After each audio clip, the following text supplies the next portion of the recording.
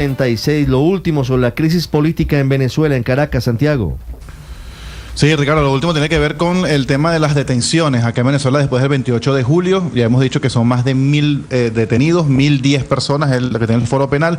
Pero lo que llama la atención a esta hora, Ricardo, es que de esos 1.010 detenidos confirmados por la ONG Foro Penal, te repito, al menos 91, es decir, casi 100, es decir, casi el 10% de estos detenidos son adolescentes, es decir, menores de edad, que protestaron el pasado lunes en rechazo al resultado electoral y que no fueron detenidos en justamente ese mismo lunes, sino que fueron buscados después de esa protesta. Serían 91 de estos 1.010 detenidos. También ha hablado la ONG SECODAP, encargada de todo este tema de las detenciones, de la defensa de los derechos de los niños, niñas y adolescentes, y ha dicho que estas detenciones han mostrado patrones contrarios a la normativa legal, como que los centros de reclusión sean comandados por policías y militares y que allí se incluya a los adolescentes junto con adultos que han sido detenidos. Te repito la cifra, 1.010 hasta ahora, de ese total 91 adolescentes, es decir, casi el 10% de los detenidos aquí en Venezuela son menores de edad hasta ahora, Ricardo.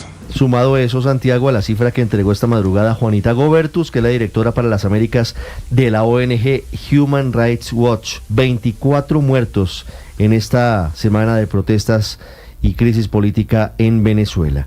El presidente de la Conferencia Episcopal Venezolana es Monseñor Jesús González de Zárate. Monseñor González, buenos días. Buenos días. Un saludo a todos. Gracias, Monseñor. Un saludo para usted. ¿Cómo ve la Iglesia Católica Venezolana este momento de crispación política, de persecución a un sector político, de mucha inestabilidad en el país?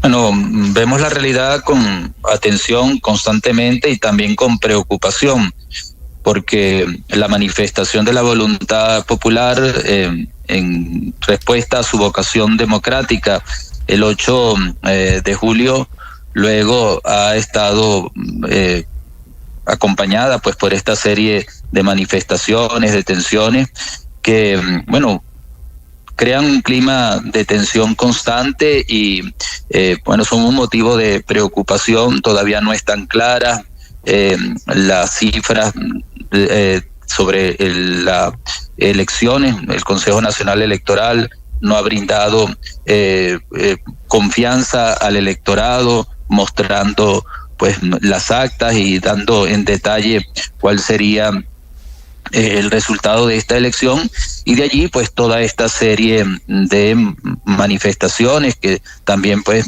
han estado seguidas, como ustedes dicen, pues por una actitud intolerante de las autoridades, que ha llevado pues a la detención de miles de personas y al que se siga pues una narrativa que no corresponde a las reales aspiraciones de los venezolanos, que es vivir en convivencia pacíficamente, de acuerdo pues a los valores de la democracia.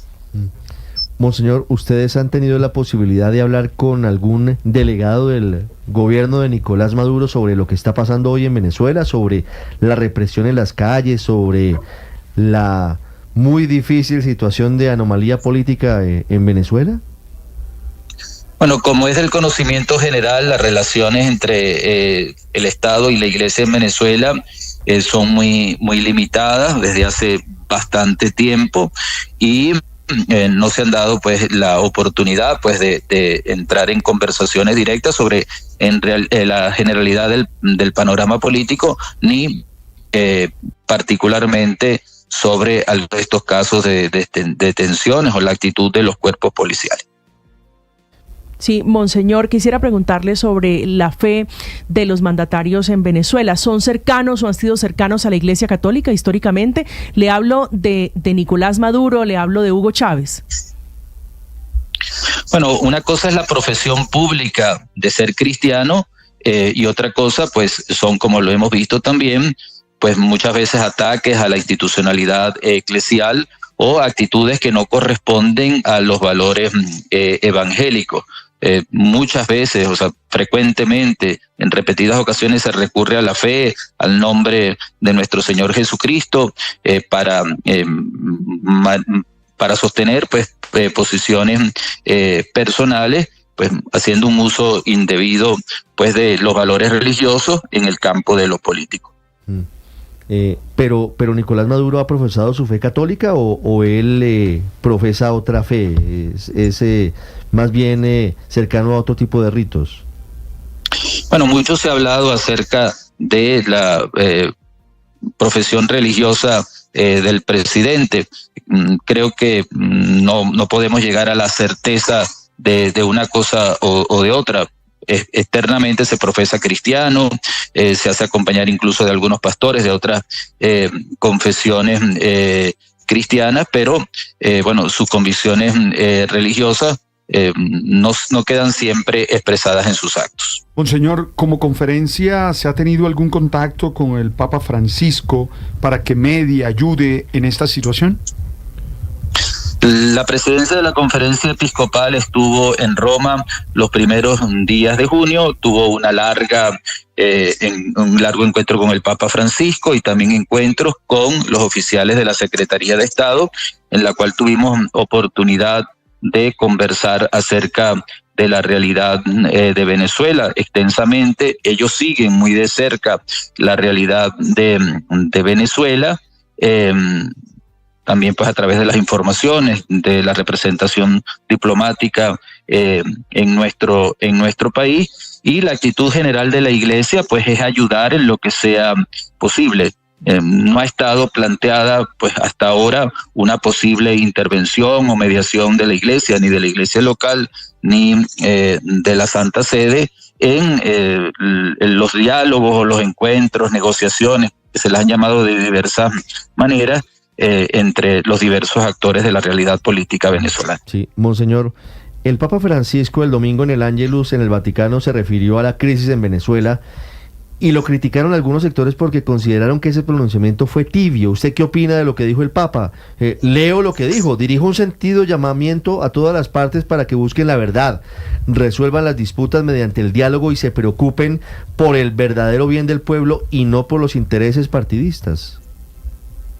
Bueno, creo que en una sociedad polarizada como la nuestra, pues siempre hay quienes no están conformes con las opiniones que pueden expresar otras personas, si no corresponden a su propio modo de pensar y a sus convicciones personales.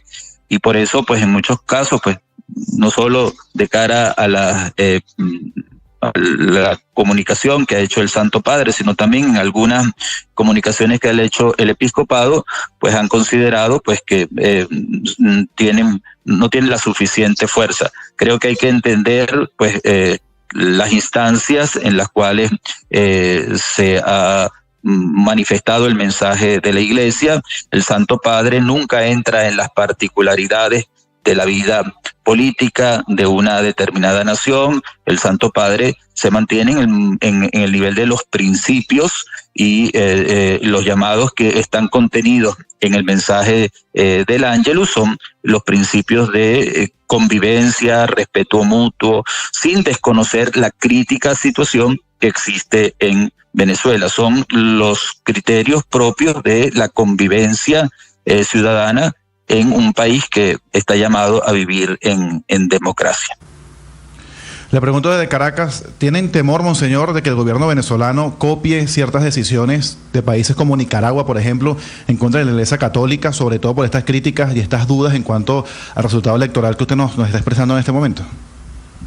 Tenemos la esperanza que no sea así. Las situaciones de cada país son distintas. La esperanza de todo el pueblo venezolano, no solo de la Iglesia, de todo el pueblo venezolano, es que priven los valores democráticos por encima de otras opciones. En las difíciles circunstancias que vivimos, pues siempre hay la posibilidad de muchos escenarios, pero la esperanza, el anhelo, lo que quiere en definitiva el pueblo venezolano es que podamos vivir en paz, en libertad, dentro de los valores democráticos. Eso es lo que aspira el pueblo venezolano y es lo que ha manifestado claramente en el ejercicio de su voluntad, de su soberanía, en la votación del día 28 de julio. O sea, el camino que escogió el pueblo venezolano es el camino electoral, es el camino democrático y todos aspiramos que ese sea el camino que reine en nuestra nación. Monseñor González de Zárate, presidente de la Conferencia Episcopal Venezolana, muchas gracias por estos minutos. Bueno, muchas gracias a ustedes. 8:46, Héctor, me llamó la atención el mensaje en Twitter, bueno, en X, ya no se llama Twitter,